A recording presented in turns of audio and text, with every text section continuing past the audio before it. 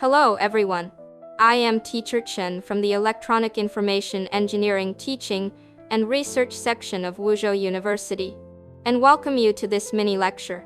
Today we will cover section 7.2 of chapter 7, solving continuous time LTI system differential equations in the complex frequency domain.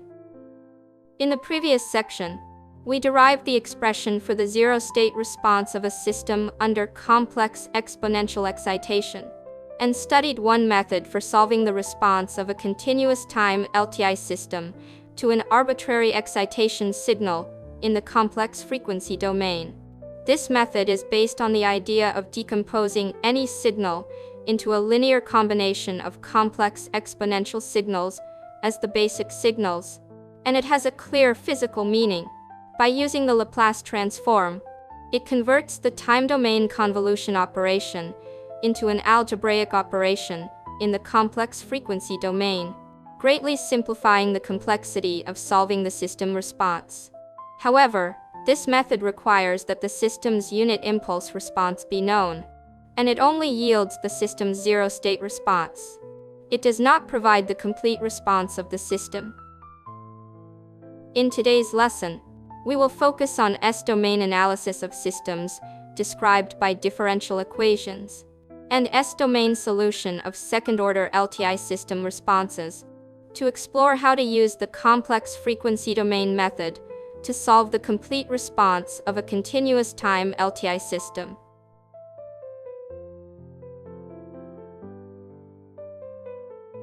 Let us recall that in Chapter 3, when studying time domain analysis of continuous time LTI systems, for a given continuous time LTI system differential equation, we used the classical time domain analysis method to solve the differential equation and obtain the complete system response y of t. However, the classical time domain analysis method has limitations. For example, it is a purely mathematical approach and cannot highlight the physical concepts of the system response. With the Laplace transform as a tool, we can take the Laplace transform of both sides of the given continuous time LTI system differential equation, convert it into an S-domain algebraic equation, solve the algebraic equation to obtain the S-domain expression of the complete response y of s, and then use the inverse Laplace transform to find the complete time domain response y of t. Next, let us look at the S-domain solution process for the response of a second-order LTI system.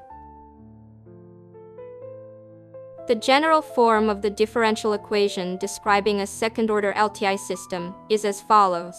Given the input signal f of t, which is a causal signal, and the system's initial conditions, y of 0 minus and y prime of 0 minus, find the complete system response y of t. The solution steps are as follows. Apply the Laplace transform to convert the time domain differential equation into an S-domain algebraic equation. Solve the S-domain algebraic equation to find yx of s and yf of s. Use the inverse Laplace transform to obtain the time domain expression of the complete response y of t.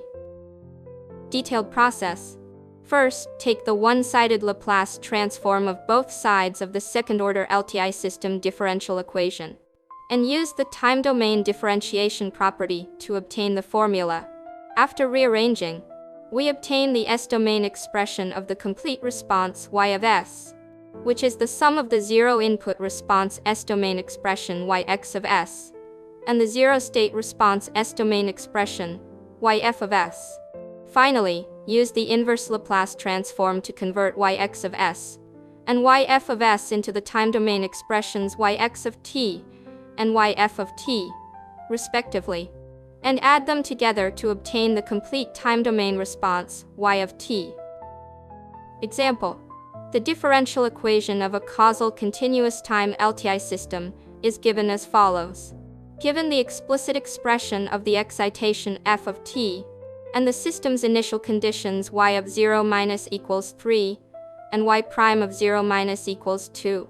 Find the zero-input response, zero-state response, and complete response y of t of the system. Solution process. take the one-sided Laplace transform of both sides of the continuous time LTI system differential equation, and use the time domain differentiation property to obtain the formula. After rearranging, we obtain the S-domain expression of the complete response y of s, which is the sum of the zero-state response S-domain expression yf of s, and the zero-input response S-domain expression yx of s. Rearrange the zero-input response S-domain expression yx of s, and use partial fraction expansion to compute the inverse Laplace transform of yx of s, obtaining the time domain expression yx of t of the zero-input response. The Laplace transform of f of t is 1 over s plus 1. Rearrange the zero-state response S-domain expression yf of s, and use partial fraction expansion to compute the inverse Laplace transform of yf of s, obtaining the time domain expression yf of t of the zero-state response. Add the zero-state response yf of t and the zero-input response yx of t to obtain the expression for the complete response y of t. This is the entire process of using the complex frequency domain method to solve the zero-input response, zero-state response, and complete response of a continuous time LTI system. This method greatly facilitates the determination of system responses, and you should make sure to master it thoroughly. Finally, please reflect on today's lesson and complete the following exercises, which are designed to consolidate the knowledge points learned today and further deepen your understanding.